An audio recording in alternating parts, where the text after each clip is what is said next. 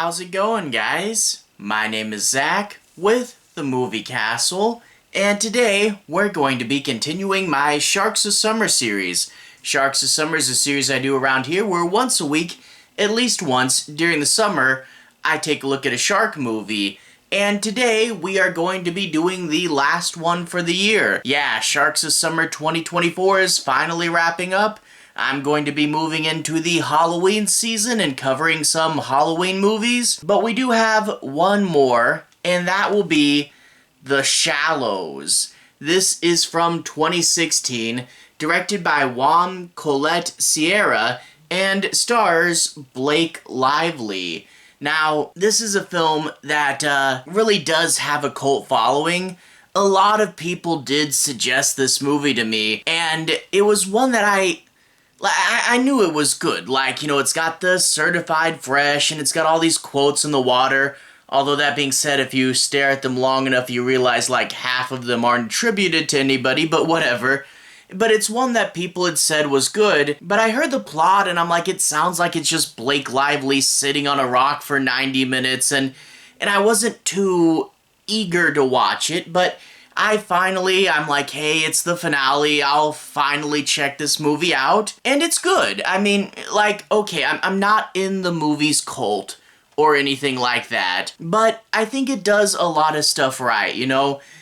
Blake Lively is a lead that can hold the movie the whole time. She has some jokes, and, you know, she has enough charisma to keep you entertained for, you know, there are other people in the movie, but it's essentially a one-person performance.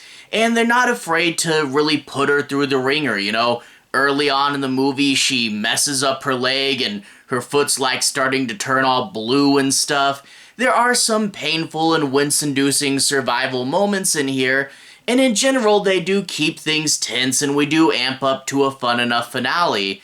And there's also some really cool work with the shots, you know? She gets knocked into the water and she's spinning around underwater and the camera's tracking her. It's hard to shoot underwater.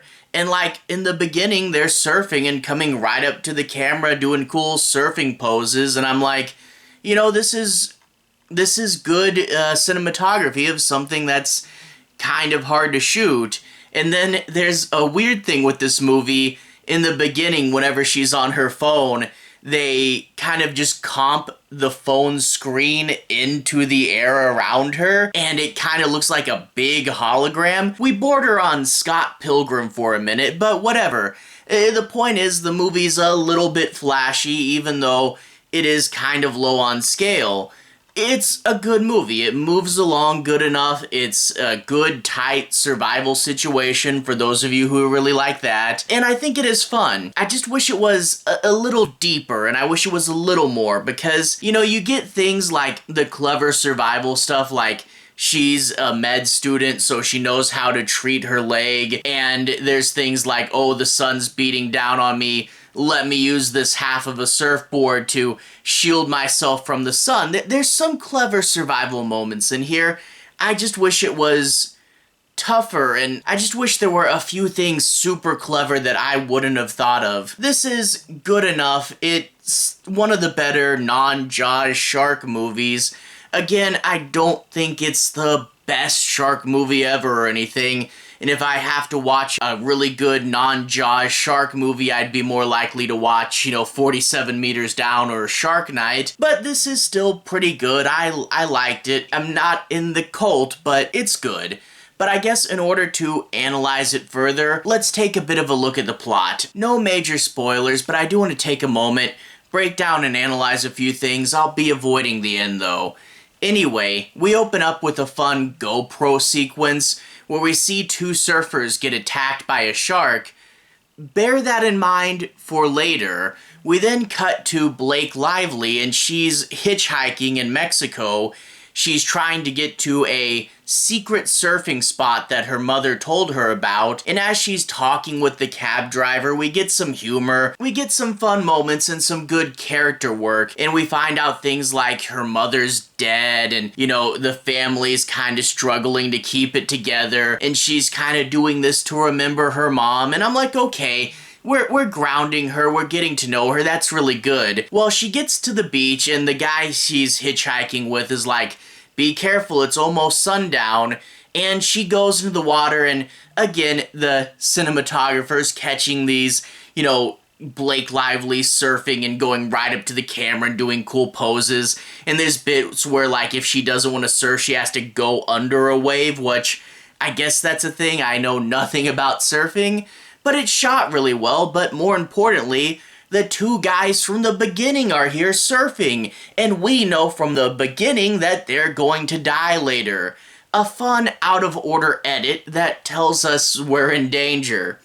That's one of the film's cooler moments. But eventually, Blake Lively's on her own, and the shark will kind of knock her into the water, and she winds up on top of this big, gross, dead whale. I don't know what it is. I mean, like, I've seen the Saw movies, but still, I don't like dead whales. They're just gross, and especially because someone explained to me that if you get on a dead whale, there's a chance that their skin could break like an old pumpkin and you fall into the whale and drown in whale goo.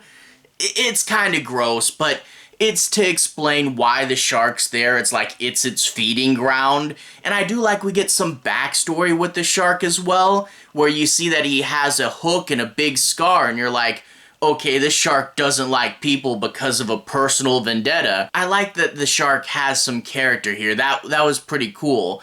Well, luckily Blake Lively decides to get off the big gross whale pretty quick, and she gets to a rock. Only problem with the rock is it's affected by high and low tide, and when the tide gets high, she doesn't really have much space on the rock, and it gets dangerous. Plus, she's being exposed to the elements, and the shark did bite her pretty good on the leg, and she's trying to take care of that.